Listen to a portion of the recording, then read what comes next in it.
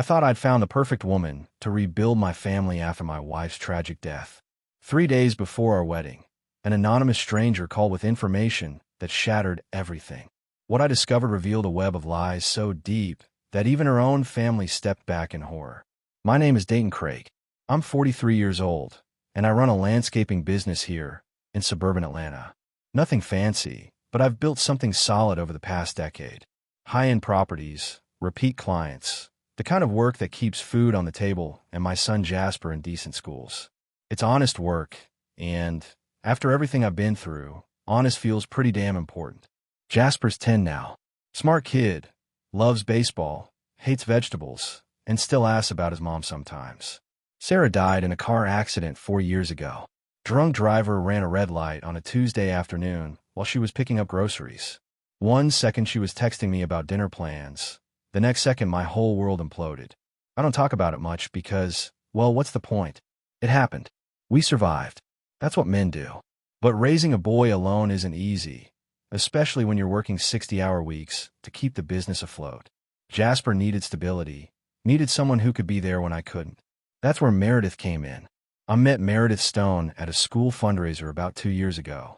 She was volunteering at the silent auction, wearing this blue dress that matched her eyes, laughing at something another parent said. Her daughter Clara was in Jasper's grade, and Meredith had that warm, maternal energy that my house had been missing. We started talking about the kids, then about life, then about everything else. She'd been through her own hell. 15 years married to a guy named Trey who, according to her, was controlling, selfish, and emotionally abusive. She'd finally gotten the courage to leave him 3 years prior, taking Clara with her. The way she talked about those years made my blood boil.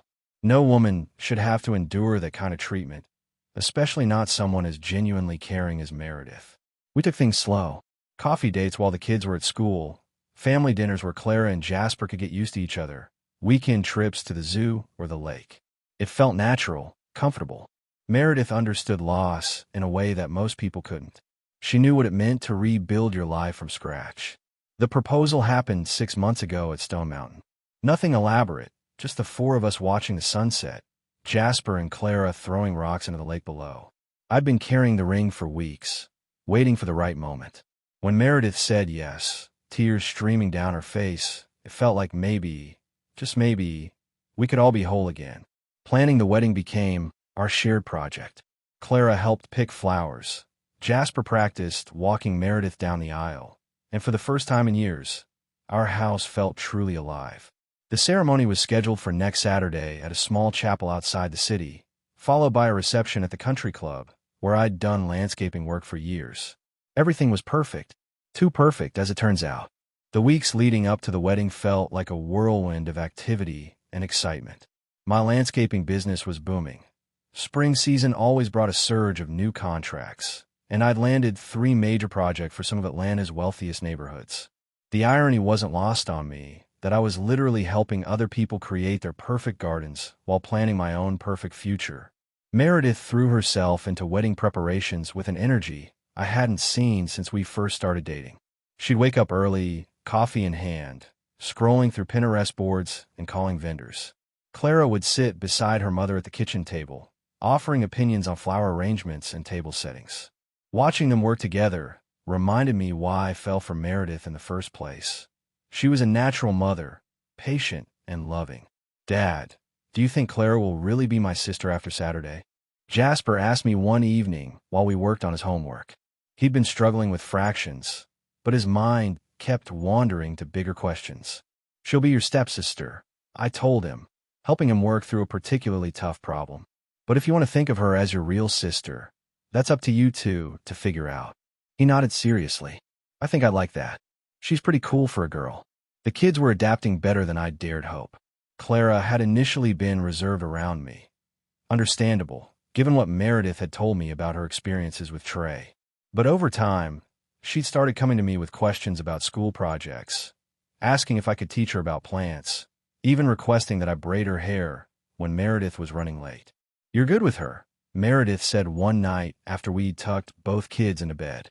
We were sitting on my back porch, sharing a beer and watching fireflies dance across the yard I'd spent years perfecting. She's a good kid, I replied. Takes after her mother. Meredith leaned against my shoulder. Sometimes I can't believe this is really happening. After everything with Trey, I thought I'd never trust anyone enough to try again. I understood that feeling completely. After Sarah died, I convinced myself that lightning couldn't strike twice, that I'd used up my quota of happiness. But here we were, two broken people who'd somehow found a way to build something beautiful together.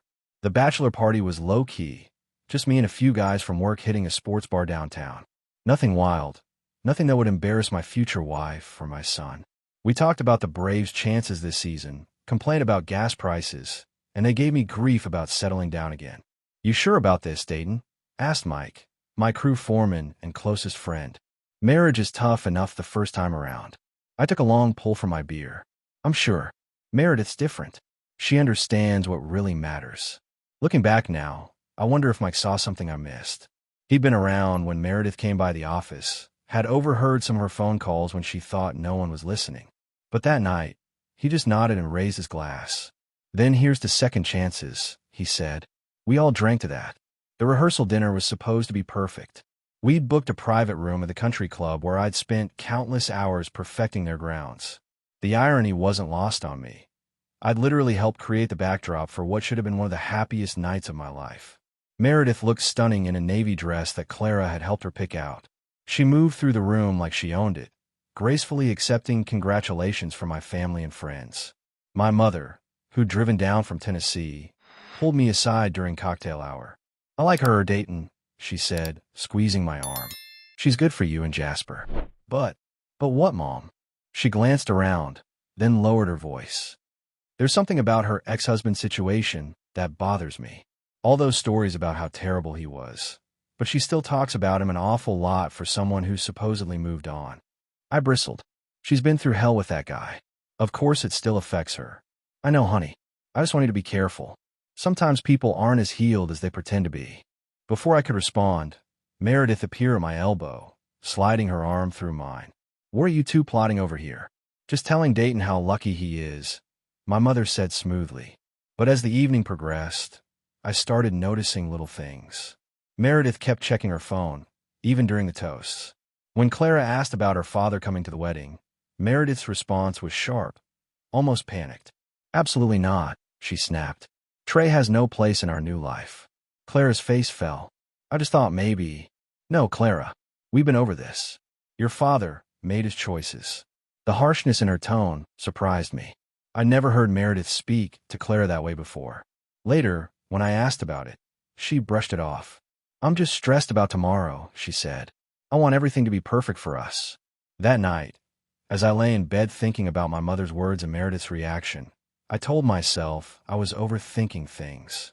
Everyone gets nervous before their wedding. Everyone has baggage from previous relationships. But deep down, something fell off. The problem was, I didn't know what. The call came at 7:30 Wednesday morning, 3 days before the wedding. I was loading equipment into my truck for a job at the Morrison estate when my phone buzzed with an unknown number. Dayton Craig.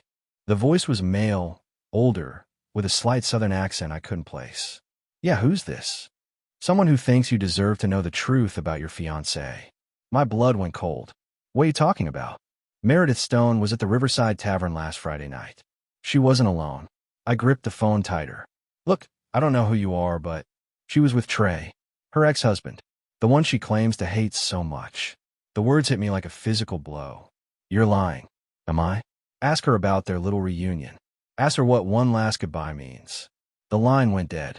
I stood there in my driveway, truck half loaded, feeling like the ground had shifted beneath my feet.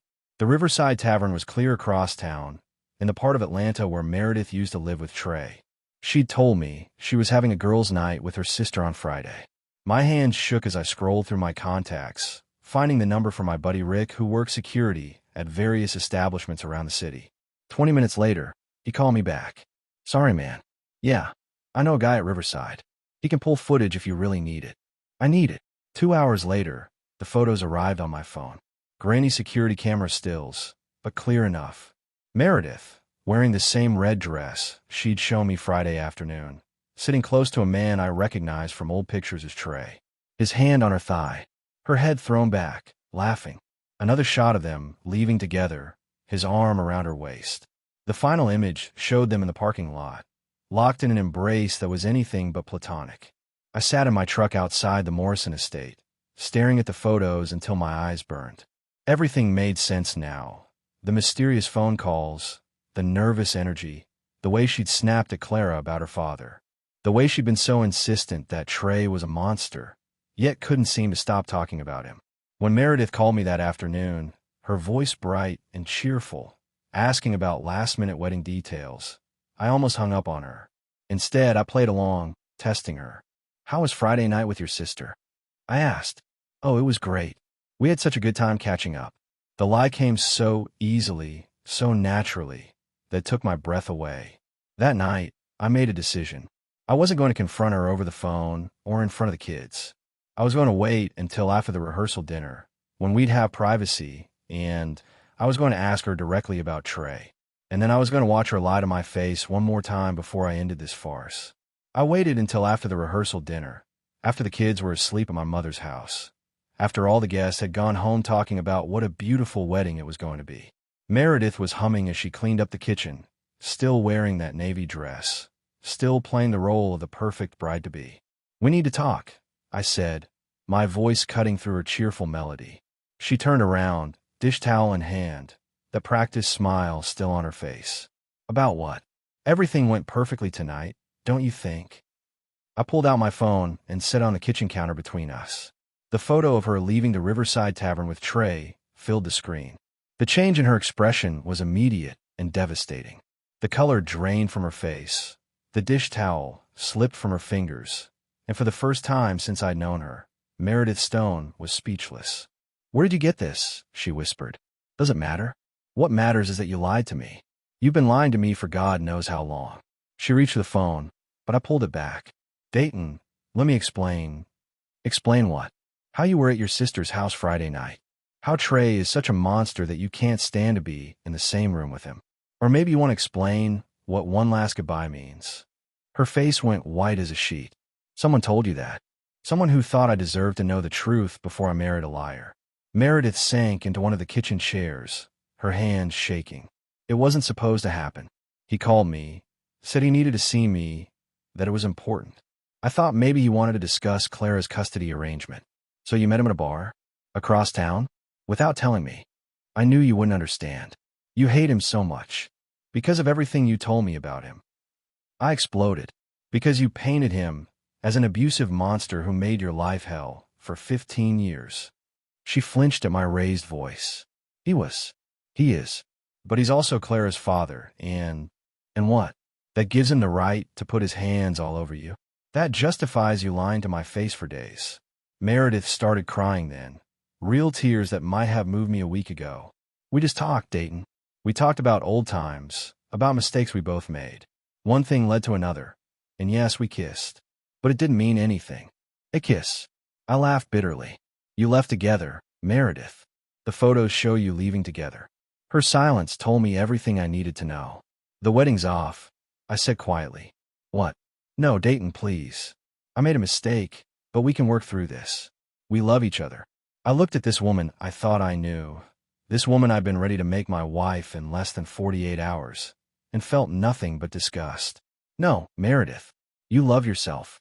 You love the idea of having someone to take care of you and Clara. But you don't love me. People who love each other don't betray each other days before their wedding. You're overreacting. It was one night, one stupid mistake. Get out. This is my house too." "No, it's not. Your name isn't on the deed, isn't on the mortgage, isn't on anything. You're a guest who's overstayed her welcome." Her tears turned to anger then, and I saw a glimpse of the real Meredith Stone. "You're going to regret this, Dayton.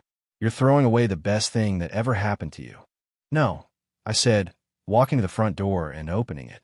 "I'm throwing away the worst." By Saturday morning, what should have been my wedding day, the phone call started.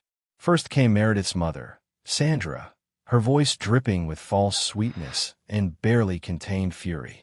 "Dayton, honey, Meredith told me there was some kind of misunderstanding last night." "No misunderstanding, Sandra. Your daughter cheated on me with her ex-husband 3 days before our wedding." The sweetness vanished instantly. "Now you listen to me, young man. My daughter made one tiny mistake, and you're destroying her life over it. Do you have any idea what this is costing us? The deposits, the dress, the flowers. Should have thought about that before she decided to sleep with Trey. You're being cruel and vindictive. Meredith is devastated. She's been crying all night. Good. Maybe next time she'll think twice before lying to someone who trusted her. Sandra's voice turned venomous. You know what? You deserve to be alone. Sarah's dead, Dayton. She's been dead for 4 years, and she's never coming back. Meredith was willing to love you despite your baggage, despite that boy of yours who needs therapy, and this is how you repay her. The mention of Sarah and Jasper sent white-hot rage through my veins. Don't you ever talk about my wife or my son again. And if any of you contact me or come near my property, I'll call the police. I hung up and immediately started making my own calls. The venue, the caterer, the photographer, the florist. Each conversation was more awkward than the last, but I forced myself through them. Most vendors were understanding. Some even offered partial refunds once I explained the situation. The hardest call was to my mother. She answered on the first ring, probably expecting an update about last-minute wedding preparations. The wedding's off, Mom. Silence. Then, oh, honey, what happened? I told her everything. The anonymous call, the photos, the confrontation. She listened without interrupting, and when I finished, she was quiet for a long moment. I'm proud of you, she finally said. For what? For standing up for yourself. For not letting her manipulate you into staying. Your father would have done the same thing. That afternoon, Meredith's brother Derek showed up at my house. I was in the garage, aggressively reorganizing tools I didn't need to reorganize, when he knocked on the open door. We need to talk, he said.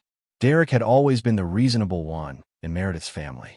He'd never liked Trey, had supported her decision to divorce him, and had been genuinely happy about our engagement. She messed up, Dayton. Big time. But she's family, and what? That means I should forgive and forget? Pretend it never happened. He ran a hand through his hair. Look, I'm not asking you to take her back. I'm asking you to maybe not completely destroy her reputation in the process. She's got a daughter to think about. She should have thought about Clara before she decided to cheat. Derek nodded slowly. You're right. She should have. But now Clara's asking questions, and Meredith doesn't know what to tell her. For a moment, I felt a pang of sympathy for the 13-year-old girl who'd been so excited about having a new family. But then I remembered the photos, the lies, the betrayal. That's between Meredith and Clara. I'm done being responsible for other people's poor choices. Derek left without another word, and I went back to organizing tools and try not to think about the fact that I should have been cutting wedding cake right about now. By Wednesday, Meredith had apparently decided that subtle manipulation wasn't working. That's when she showed up at my house with Trey in tow, as if bringing the man she'd cheated with would somehow help her case. I was in my backyard, trying to lose myself in routine maintenance work, when I heard the doorbell. Through the window, I could see them standing on my front porch like some twisted version of a welcome committee. What the hell do you want? I asked, not bothering to fully open the door.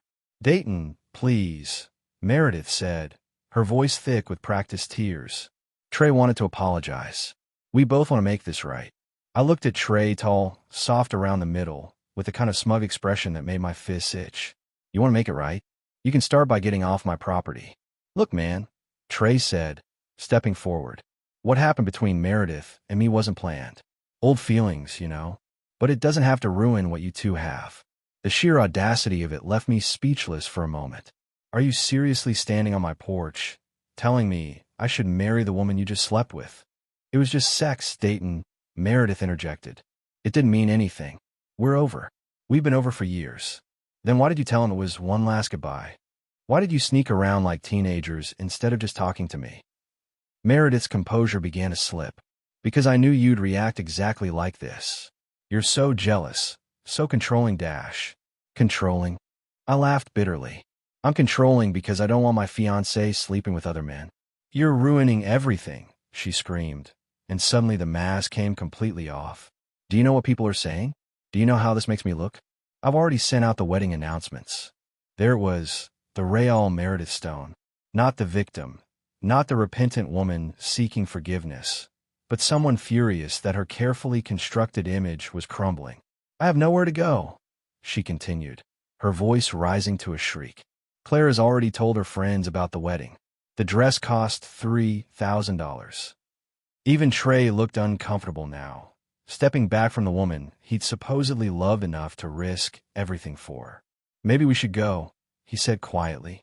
"No." Meredith spun on him. "This is your fault too. You couldn't just leave well enough alone." Watching her turn on him was almost satisfying. "Almost. Get off my property," I said firmly. "Both of you. Now. You'll regret this, Dayton Craig." Meredith yelled as I closed the door. "You're nothing without me. Nothing." Through the window, I watched Trey try to calm her down while she gesticulated wildly, her voice carrying across the neighborhood. Mrs. Henderson from next door had come out to water her plants at 10 o'clock at night, just to get a better view of the show. The irony wasn't lost on me that Trey, the supposed abuser, was now the one trying to manage Meredith's explosive reaction. Maybe Derek had been right to be concerned about her reputation. At this rate, she was destroying it all by herself. Thursday brought a certified letter from Meredith's attorney, a dramatic escalation that would have been impressive if it hadn't been so predictable. She was demanding compensation for wedding expenses, claiming I'd caused severe emotional distress by canceling without cause. I called my buddy Jake, who'd handled my business contract for years. 20 minutes later, I was sitting in his office with copies of the security photos and a timeline of events. "She doesn't have a leg to stand on," Jake said after reviewing everything. "In fact, she's opened herself up to a countersuit if you want to go that route. I just want her to leave me alone." Well, this letter is mostly bluster anyway. Classic intimidation tactic. Want me to respond? Jake's response was a masterpiece of legal precision. In 3 paragraphs, he laid out exactly why Meredith's demands were baseless, included copies of the photographic evidence, and politely suggested that any further contact would be considered harassment. The response from her lawyer came Friday afternoon. They were withdrawing their demands and advised their client to cease all contact with me. But Meredith wasn't done yet. Saturday morning, what should have been our wedding day, she showed up at my biggest client's house while I was installing new landscape lighting. The Carltons were hosting a garden party that evening, and the last thing I needed was a scene in front of potential referrals. "Mrs. Carlton," Meredith said sweetly as she approached the patio where my client was reviewing the lighting placement.